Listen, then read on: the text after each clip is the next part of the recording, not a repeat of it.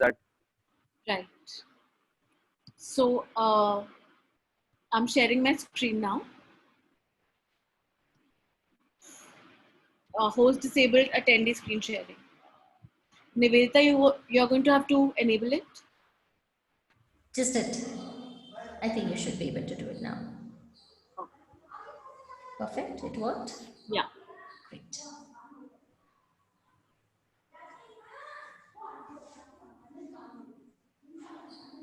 So as we were talking about injury prevention or the back to sleep campaign as well as supervised tummy time. So we do advise some amount of tummy time to the child, especially once the baby turns about 3 to 4 months of age. They can be given some tummy time, especially when the babies are colicky or regurgitant babies. But again, as we said, the tummy time should never ever be unsupervised, ever. As soon as you place the baby on the tummy, you should make sure the head is turned to the side. Once the baby is about 3 months of age, they start lifting their head up, and they should be able to control their tone well enough to be able to avoid any kind of issue. But the baby should never ever be unsupervised if we are giving tummy time to the child.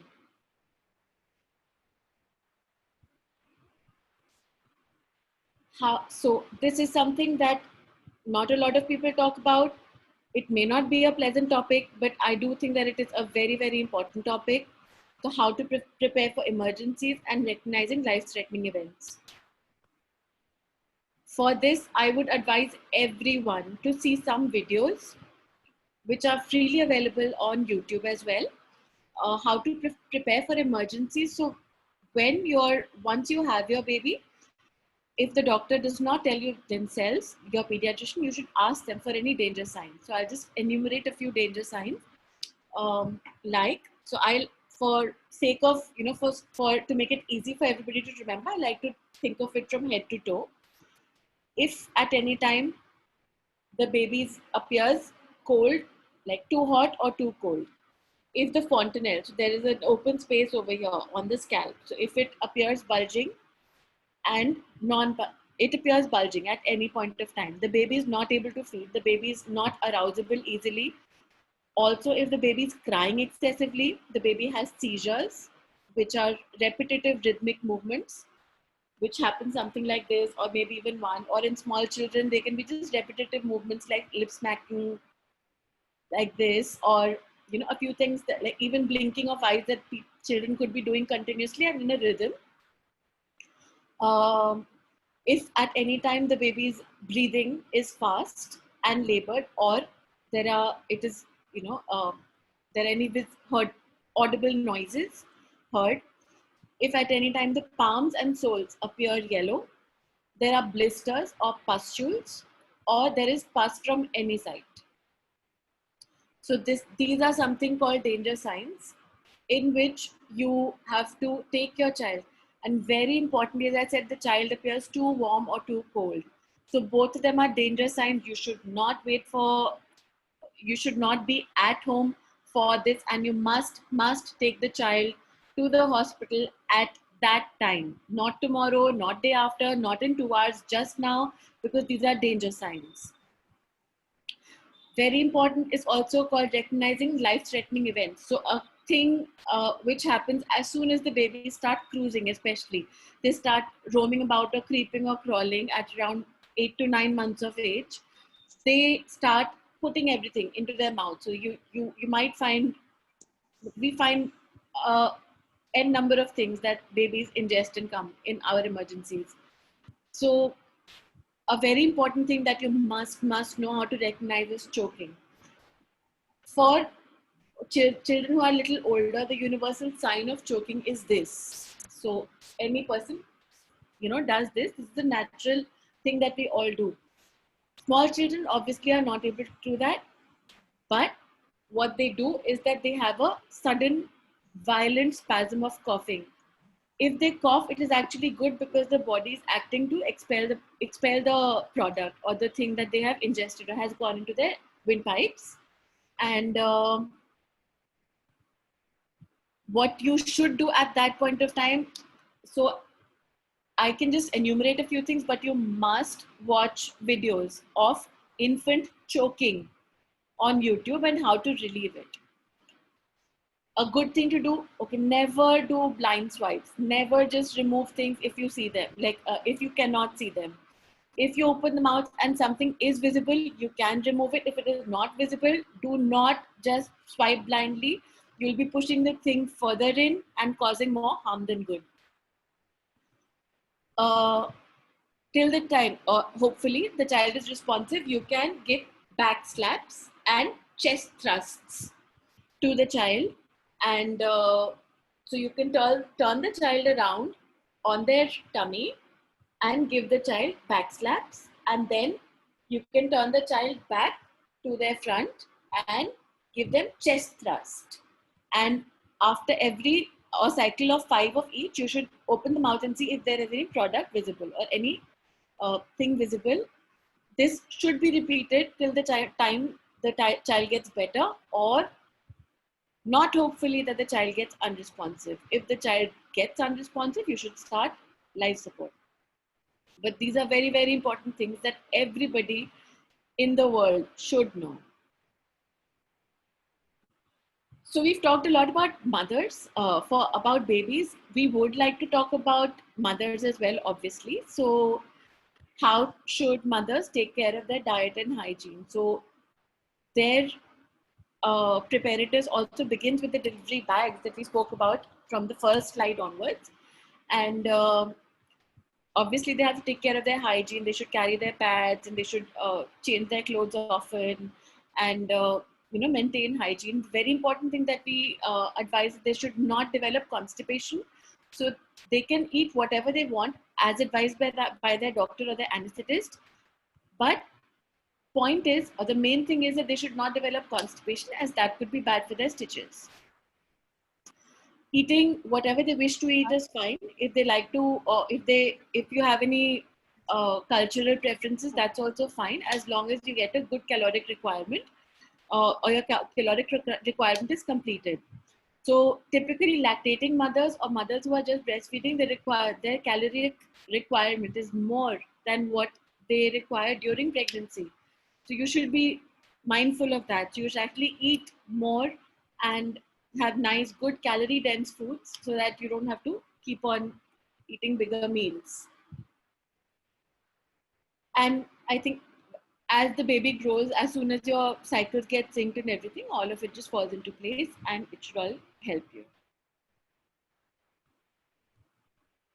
So once the baby is now born and the baby has been discharged, so every pediatrician does advise you to come and show the baby once, I think maybe 48 hours or within 24 to 48 hours post discharge, depending upon when the child is discharged.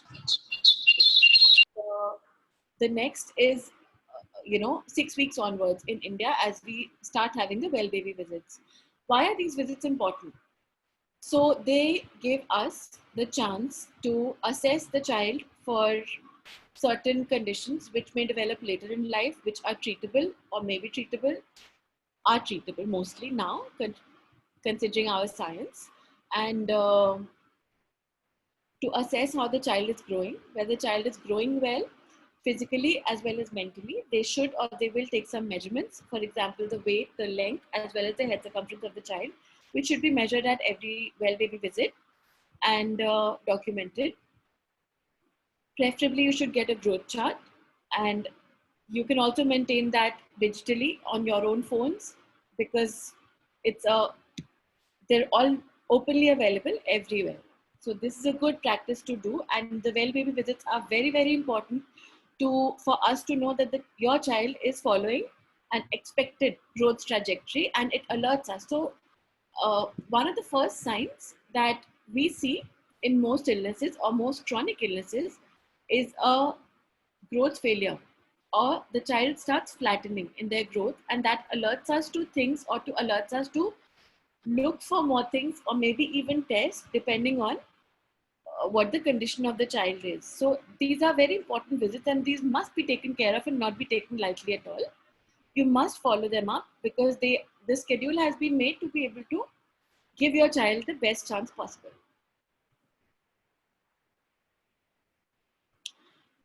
Your pediatrician might advise you to get a newborn screening done once your baby is delivered. Usually, it is done within 48 hours or within the first, like after 48 hours of birth. That may happen when your child is before discharge, or you might wish to. You might whenever you're coming for one of the well baby visits. Should you not get this done? I suggest you should. The reason for newborn screening is that uh, the newborn screening basically screens for easily treatable, potentially debilitating diseases, uh, if left untreated. So if you do not treat them, they will definitely lead to complications, illnesses, which could have been treated by something as simple as maybe a thyroid capsule, changing the milk, or some very very simple supplements, and your child could have a normal life. But if not caught early, they can lead to these really life-threatening or debilitating complications. This is my last slide, and it is a very controversial slide. So, cord blood banking, yes or no? A lot of people will approach you for cord blood banking. There will be people who might tell you that it is giving a good chance. Yes, definitely it does give a good chance to your child.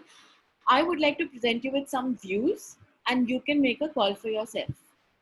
Cord blood banking uh, is of no use unless it is available to the public. So not only for your child, if it is available as a public forum to the rest of the world, where your child's stem cells may be used to treat other children or other people as well. And if your child develops a, a condition in which he or she may require cord or stem cells, they are able to access the same database to be able to get stem cells for your child as well. The best match are typically sibling matches, which are usually good. So more often than not in practice, we don't land up requiring as many cord cells or stem cells, because somebody or the other from the family or maybe from public banks are a good idea. So as of now, a few places, or there are, like now we have in India voluntary public forums as well, where anybody, including adults, can give their own cells, a few of their cells, through which they can be matched to any other person, and their stem cells may be harvested for any person in need. So one such NGO is Datri, and I think they are doing very good work in this field. And it is what not only the country, the world requires, because right now, if we need stem cells, we land up getting them from the US or from Germany. These are the only countries, other countries, which open with open or public stem cell banks. And more often than not, it becomes so late to get a good match. So again, cord blood banking, if done, it has to be done in a public or in an open forum, not just for your child, because that is what makes it a more useful or a useful intervention. Um, the last, I would like to talk a little about NHN, as we are all part of this initiative. So we basically are striving for equitable, standardized healthcare for all. We focus primarily on children as well as some, some adults and elderly as well. But our primary focus is children, and we are an upcoming organization, and we hope to be one of the biggest in the country very soon. So I think that's all that I have to say, and I would like to invite any questions if there are any. Thank you so much, Dr. Risha. So, for the participants, if you have any questions, you can unmute yourself, or you can even type the question in the chat box, whatever you feel is more feasible for you. You also have contact details, email of Dr. Isha on the screen. You can also make a note of that. Um, Surabhi, thank you. We just got your message. It was certainly very informative. Being a mother myself, I think we all talk about the positive things most of the time about being a mother, but we really, the society doesn't focus too much on the flip sides of it. But this information was so very helpful to know all about that you need to be careful about. So very informative session. Thanks, Surabhi. Thanks for your feedback. Just wanted to add And one more point here. Really, thank you so much, Doctor, putting it all together. This is really helpful for parents who are expecting children, and in India normally we do not prepare. It's just like we have the emergency and then we rush. The- we are we should rather, as a society, we should move towards preventive healthcare, and that's what we are trying to do through these sessions. We are creating awareness, and there will be number of webinars coming very soon. Dr. Isha is already working on that. We are targeting every week there will be one topic we will be picking up, and Nivita is helping us with all the logistics. So thank you, Nivita, to you too. And then we will be looking forward for more people to join us in future. Word of mouth is most powerful way of reaching out to people. I'm sure we'll put this video also out on our network, and then we will have more people joining in. So thank you once again to everyone who joined in and who have been helping us in this. Bye bye. Bye bye. Thank you. thank you, everybody. Thank you so much. Have a good evening. Bye bye.